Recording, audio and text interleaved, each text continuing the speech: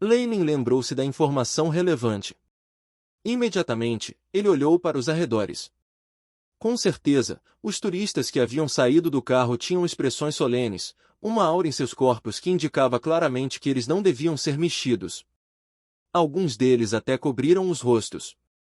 Aqueles eram os escravos e colis que estavam transportando objetos no subsolo. Eles iriam dimensionar o grupo de turistas de vez em quando, e seus olhares dóceis escondiam uma sede de sangue mal intencionada. Era como se esperassem que os turistas revelassem uma pequena abertura, para separá-los e devorá-los como lobos. Uma região caótica onde a força governa tudo. Um lugar que cheira a pecado. Nefas é a cidade dos pecados, de fato. Lenin pensou na informação mencionada anteriormente por seu chip aí, junto com Robin e o resto, misturou-se sutilmente com a multidão. Nefas City não tinha guarda da cidade para falar, e obviamente não havia taxa de entrada. Como resultado, havia muito tráfego humano, mas nada disso era particularmente bom.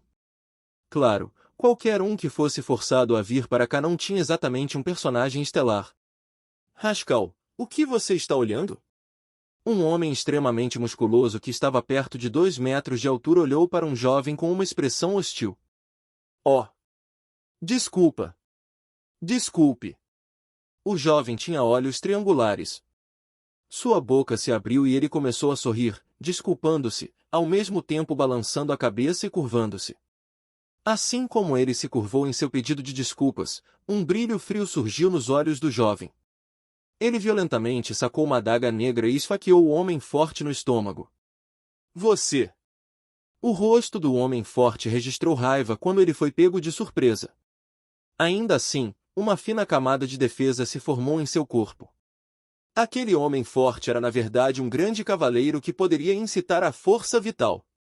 Uma defesa feita da força vital era muito útil para mitigar o dano dos clubes e afins. Mesmo para golpes afiados, reduziu bastante a força.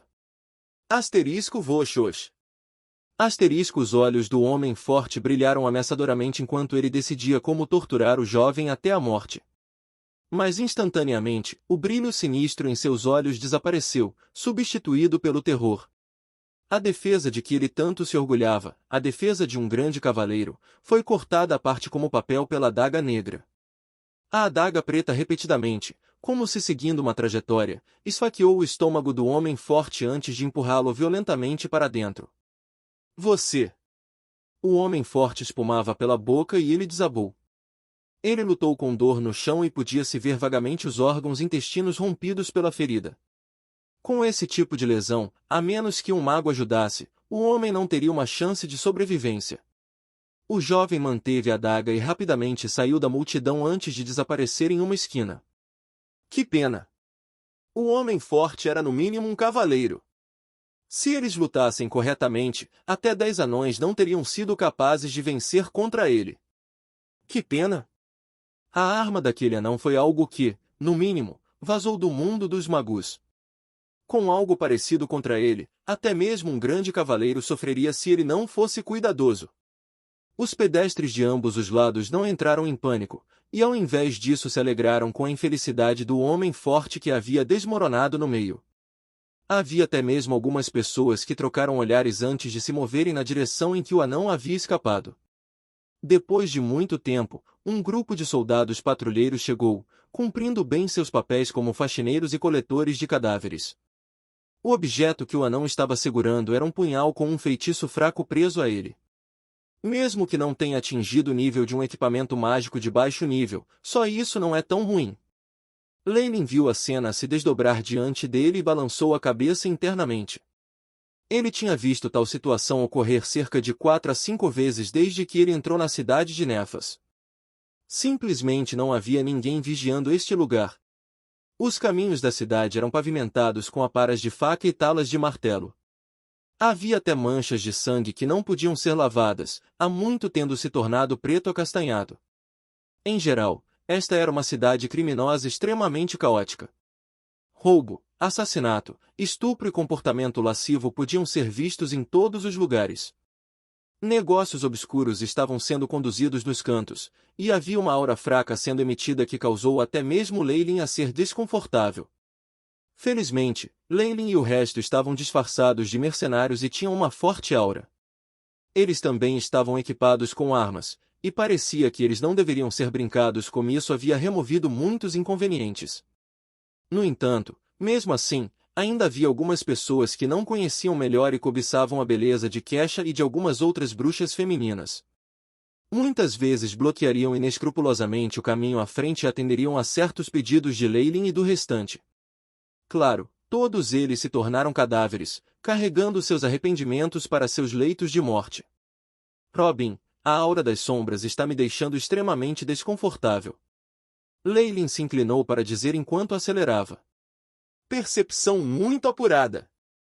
Robin usava um manto preto que só revelava seus olhos. Isso mesmo, esses sujeitos depravados estão realizando rituais de convocação e oferecendo sacrifícios. As pupilas de Leylin aumentaram, ele não pensaria nessa resposta em 1 milhão de anos. Similar à sua exploração interdimensional através do portão astral, indivíduos poderosos ocasionalmente descarregariam algumas das suas lembranças ou partículas de força espiritual na cidade de Nefas através de outros planos de tempos em tempos. Eles tentariam até mesmo seres intelectuais a fim de obter maior força. Em resumo, era um ciclo constante de viajar através das respectivas passagens de lugares designados e da cidade de Nefas, enquanto coletava as almas depravadas e coisas assim. Os mais famosos eram o avião que continha demônios.